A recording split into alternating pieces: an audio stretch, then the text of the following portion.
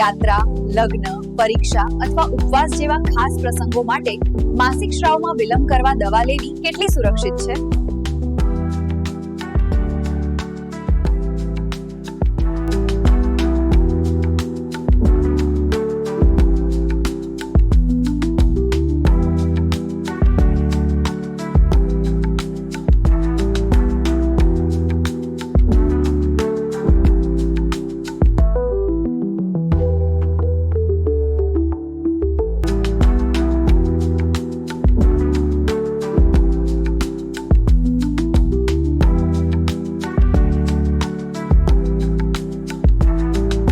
દવાની મદદથી માસિક ધર્મને મુલતવી રાખવું સામાન્ય રીતે સલામત છે, જો તે ક્યારેક અને યોગ્ય રીતે કરવામાં આવે.